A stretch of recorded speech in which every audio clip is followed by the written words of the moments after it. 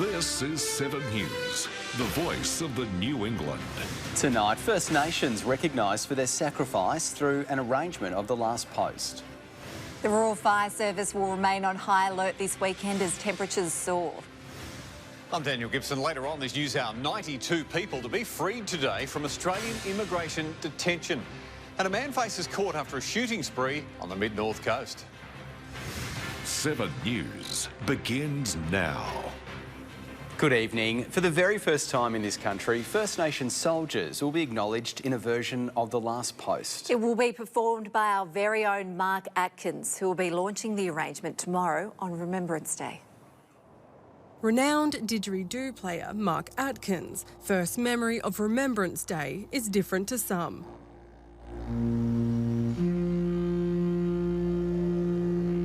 At 6 years old, he wondered why no Indigenous person was commemorated. They could go across and fight alongside him, die alongside him, come back and not be able to participate in the march or celebration or anything. It had profound effect on the Yamadji descendant. Going to Anzacs and not seeing any blackfellas march, because they weren't allowed to, or being allowed into the clubs or pubs. I wanted to make a change. The Tamworth local determined to close the gap and give generations the recognition they didn't receive years ago. Together with musician James Morrison, the new version of The Last Post was created. You know, see the kids and that coming along, and that's what we need because they're the future generations. But, you know, and it'd be good to see even their own people being recognised as well, you know.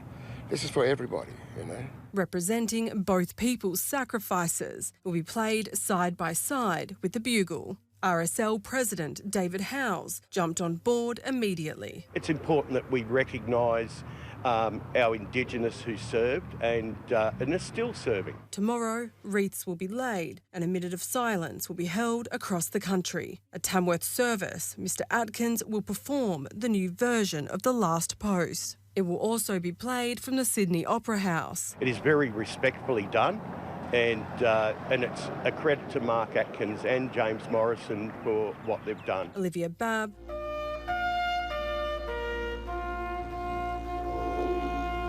7 News. A severe thunderstorm warning is in place across parts of the northern Tablelands tonight, but the cooler conditions won't last long. Temperatures are set to rise again this weekend, and that's put the Rural Fire Service on alert. The dark rain clouds settled across parts of the region late yesterday, with some areas reporting over 60 millimetres of rain. Thankfully, it didn't cause too much chaos for emergency service crews. The SES fielded 9 jobs across the region. Generally, they were for trees down and leaking roofs, so that was a good night for the SES. Tonight could be a little bit more wild, with storms predicted across the New England northwest region with a severe storm warning in place. Large hail is on the horizon, which could cause some damage. Denting cars, obviously it can also damage crops. It also has the ability also to strip trees and have better ability for stronger winds to pull down trees as well. The Rural Fire Service did welcome the downpour last night as it dampened some of the severe blazes around Tenterfield. But with temperatures set to stretch into the mid-30s this weekend, they'll be on high alert. It certainly made our firefighting efforts a lot easier, although the trouble is when we have weather like that, lightning comes with it. So again, we're out there looking for any lightning strikes that could possibly be out there. The rain is not just helpful for fire crews, but also for farmers. Dry conditions this year have resulted in less feed available for livestock, forcing some farmers to import it from interstate for a steep price. Chalk and cheese. So we're at 439 for the year, and last year and the year before were over 1,000 mil accumulative. So yeah, we're way behind. Dungowan farmer Jackie Gidley Baird has been stocking up hay bales whilst feed dries up. She's seen the weight of her cattle drop significantly. They're selling for around a quarter of last year's price, but this recent rain is good news for a short-term feed stock. Buy local. Yep, so support your local butchers who are buying from the local abattoirs. Farmers are like any other business people. We have to take the bad with the good, but we're hanging in there. Rex Quayle, 7 News. Well, for more weather now, Kirsty joins us for a look at today's conditions. And Kirsty, we've seen some storms around the region today. Yes, that's right, Nick and Maddie. Hello to you both and hello, everyone. That did follow some heavy downpours of rain overnight. Around 30 millimetres fell between 6 p.m. and 11 p.m. in Tamworth. 29 millimetres for Inverell later between 10 p.m. and 2:30 this morning. Skies cleared this morning before another band of storms moved through mainly the east, and that was into the afternoon. A severe storm warning for heavy rainfall has been in place for most of the day over the northern tablelands and does remain for heavy rain, damaging winds and large hail. It certainly remained muggy today. Temperatures from the low 20s into the low 30s. In Gunnedah, 29 and Corindai, 28 degrees. Clear skies with hotter temperatures tomorrow, but we will see our fire danger rating increase across the northwest. I'll have the weekend forecast a little later. Looking forward to it. Thanks, Kirsty. Tenterfield has seen some relief across its fire grounds today after much needed rainfall.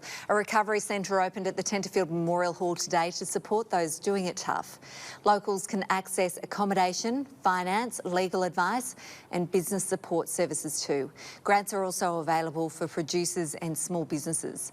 The centre is open every day until Wednesday from 10 a.m. until 4 p.m. Telco giant Optus is offering free data as compensation for Wednesday's nationwide outage, which left 10 million Australians without internet or mobile phone service for up to 14 hours. Customers will now have access to 200 gigabytes of extra data, and they've got until the end of the year to use it. However, the telecommunications watchdog says it's prepared to force Optus into compensation if it refuses to settle customers' claims. Multiple childcare centres in Tamworth have been hit by gastro outbreaks. The Hunter New England Local Health District claim local hospitals in the region are seeing a spike in gastro admissions. It's a common issue in childcare centres. Multiple facilities in Tamworth reporting outbreaks of gastro this month. Little Kindy isn't one of them yet, but teacher Ricky Lee Self says illnesses are something they regularly deal with. It's one of those things of the children are so close to each other, they're going to spread everything.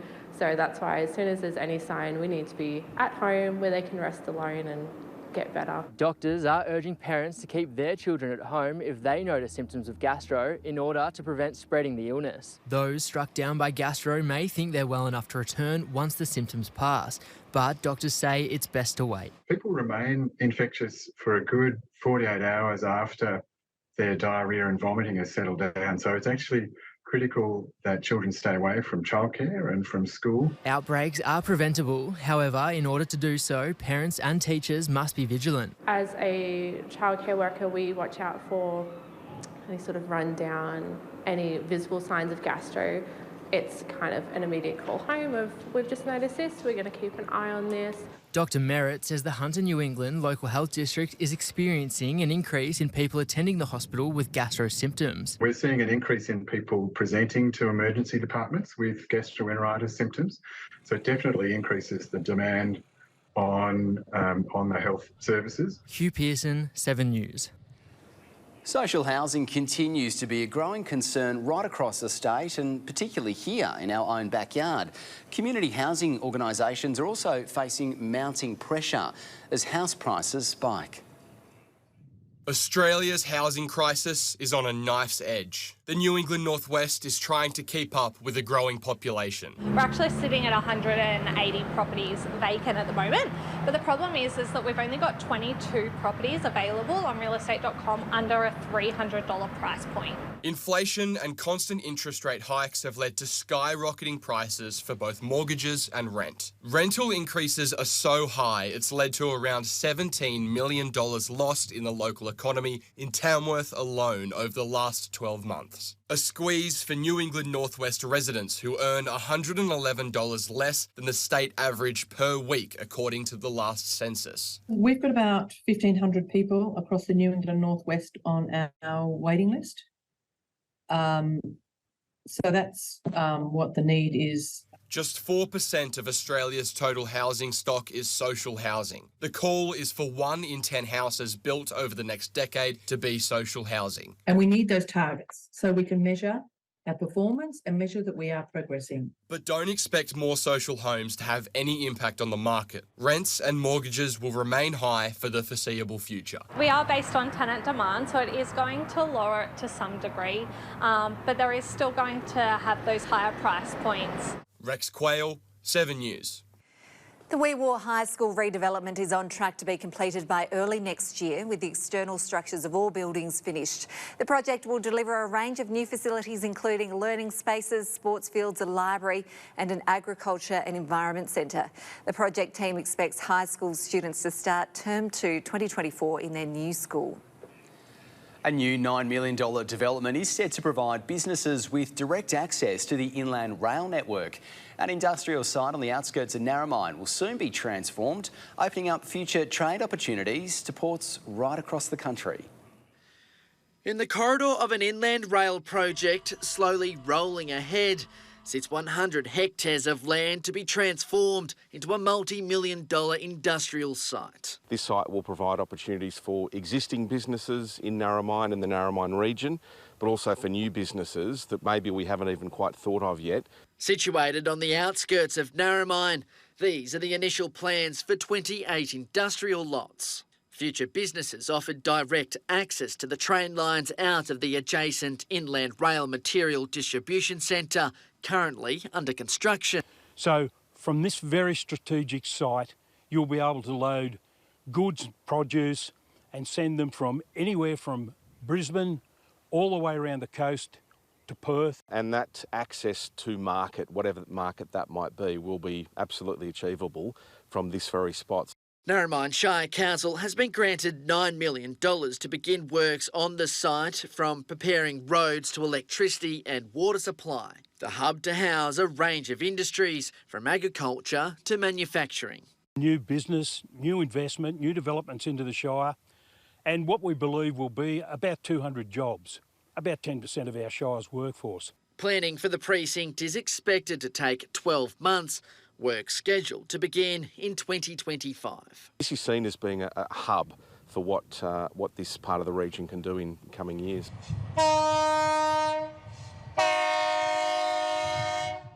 Hamish Southwell, 7 News. Still to come in 7 News, a Hollywood coach returns back home to the country to teach young actors her tips and tricks. And 2 Corindi students prepare for a busy month performing. And a little later on this news hour, asylum seekers released by the Australian government after a High Court bombshell. Optus in crisis mode as businesses call for financial compensation, and hopes to minimise the civilian casualties in Gaza as Israel succumbs to international pressure.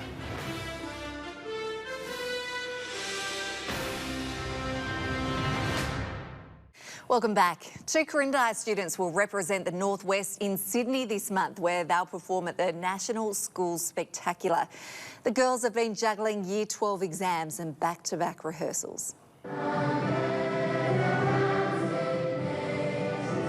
Ella Worley and Molly Owens have finished their HSC exams, but they can't stop and rest just yet. They're 2 weeks out from performing at Sydney School Spectacular and in the middle of the regional spectacular Capers. It's just so much fun, and doing all these shows realised how much I love performing and really helped me want to do it in the future. Despite it being Molly's second time on the Sydney stage, last year's experience hasn't calmed the nerves. I knew the amount of pressure and the amount of kids who audition, so like I had this kind of pressure on me, like you're in it last year, like a pressure, if you don't get in then what happened? So that was kind of a bit stressful in the audition process. But once I got in, I just feel a bit more chill. The show is celebrating its 40th year and promises to be bigger and better than ever. Ella will be taking on multiple roles, including one of 8 co-hosts of the event. Bit nervous, but no, it'll be really fun. I'm really excited for it, and it's just talking to people, which I really enjoy. The girls kicked off Capers today in Tamworth with their first matinee performance, and then it's straight back to Sydney for more rehearsals. Being the only 2 chosen from rural New South Wales, it's a major achievement both women know will stay with them forever. The in-school spectacular from a regional area is really cool. It's not something that I ever thought would happen. Most of the kids are from the city, and being from rural New South Wales myself, it was just really good to think that I am good enough. There isn't that much of a break between us if you work hard enough. The Sydney School Spectacular kicks off on November 24. Olivia Babb, 7 News. A Hollywood acting coach has travelled back to the country to her home in Tamworth. Christina McClure is teaching budding actors the craft after more than 30 years of acting and one-on-one coaching. Christine McClure, known by her stage name as Ally McClure, started her professional acting career in 1969. She's worked with some of the industry's biggest stars, from Matt Damon to Robert De Niro. Now she's back in her hometown to deliver workshops to budding teen actors. We thought it'd be a good idea, to share my experience and maybe be of help to young people who want to make the journey, not just in Australia, but internationally as well. After releasing her book, Drama for Teen Actors, in May this year, Miss McClure says giving back to Tamworth is something she needs to do. I owe a lot to Tamworth because this is where I started, right? So the idea came up when I wrote the book, and David Foster said, "Oh, let's do an event." A chance for the budding actors to not only hone their craft, but one to pick Miss McClure's brain to find out what it takes to become a successful actor. I will be talking a lot about what the process of the work is, and maybe doing a little demonstration, showing some film. Ben Mettam says he's excited for his students to learn from the best. Having someone with this much wealth of knowledge and insider knowledge just was really exciting. Yeah, I can't wait to get them all here. Hugh Pearson, 7 News. Still to come in 7 News, the Moree Suns won't be returning to the field for this year's AFL season. And 2 local cousins head to nationals for athletics. Welcome back. For Olivia Earle and Lachlan Rickard, their track and field friendship runs deeper than just being training buddies. The pair are cousins, and now they're getting ready to jet off to the nationals as they look to make their family proud. For Olivia Earle and Lachlan Rickard, athletics runs in the family. The cousins are rarely seen without a discus or shot put in their hand. The pair are 2 of the region's best disability athletes, something that hasn't defined them but inspired them on their road to nationals. I reckon it's great because it actually shows that children with disabilities can actually achieve whatever they put their mind to. Olivia, the older of the 2, took to the sport first. Lachlan started field events just 5 months ago. He can now call himself one of the best in the country. We were not expecting it at first and he just did so well, and I'm so happy that I've inspired him to join athletics. Lockie says he's always looked up to his older cousin. What do you think about your cousin Liv? She's pretty amazing and roughly. Despite Olivia having plenty of experience at nationals in primary school, she didn't expect to qualify when she made it into year 7. I wasn't expecting it at first, but when I was named that I was qualified, I was just so surprised and happy. It seems that after nationals, the sky's the limit for the pair. Yes, I dream of going to a university with athletics and one day competing with the Paralympics. Max Gent, 7 News. The New South Wales Rugby Waratahs will touch down at Inverell at the end of the month. The coaching clinic and talent identification session is open to boys and girls aged 6 to 16. The event will kick off on Sunday, the 26th of November at the Inverell Rugby Club. The Moree Suns will not be returning to the AFL Northwest this season as a volunteer and player shortage continues to hurt the club. An AGM was planned for Sunday but was cancelled at the last minute because there wasn't enough interest. Despite no footy team in the town, committee members are still trying to get an AFL Nines comp off the ground. The Tamworth Triathlon Club will host their ladies-only race day tomorrow evening. The very special event is named Finish Lines, Not Finish Times, and is aimed at women of all ages looking to give the sport a crack. Registration's open from 4 p.m. tomorrow, with the race kicking off an hour later. Well, up next in 7 News, Kirsty is back and she's got your weekend weather forecast. That's next. Good evening, everyone. A ridge of high pressure along the coast will influence more stable weather this coming weekend, with clear skies and temperatures increasing. The heat will continue to build thanks to a trough over the inland, dragging in warmth and warm winds from the north and northeast. The next wet weather system does look to move across central parts of our country, reaching our state around early to mid next week. Now, the chance of rain does look to contract towards our northeastern pocket, where we could see 20 to 30 millimetres of rain. But thunderstorms are still rumbling across the region tonight. A severe storm warning for heavy rain, damaging winds and hail has been in place for much of our region today. It does remain in place over parts of the northern tablelands, and within those severe storms we could see those isolated pockets of heavy rain totals. Taking a look now to our weekend weather forecast, and today's wet weather does look to ease to a sunny start to the weekend. Winds strongest in the morning up to 35 kilometres an hour, easing off during the evening. Our temperatures ranging from the low 20s into the mid 30s. Into Sunday, temperatures increasing back to the mid to high 30s, Narrabri 36, Tamworth 35, and flirting with the 40s in Walgett. Some of these maximums about 8 degrees above average for some. Strong winds around north to northeasterly around 35 kilometres an hour, and the heat and the winds leading to an elevated fire danger, a high level for the northwest and the northern slopes. Monday, another hot day. Moree 38 degrees, and the same in Wee Waa. A little bit of patchy cloud, sunny in the morning, but in the afternoon we could see the chance of some storms developing. A slight shower around Glen Innes with around 2 millimetres of rain, and winds shifting direction from northeasterly to southwesterly, I should say. Into next week, some more welcome rainfall is forecast at this stage, but for the coming weekend we'll absolutely be sweltering through some incredibly warm November temperatures. It is going to be hot. Thanks, Kirsty. See you later. And that is all we have time for tonight and for the week. Thanks for watching. You can always catch up on our website or at 7plus. We leave you tonight with preparations for Remembrance Day.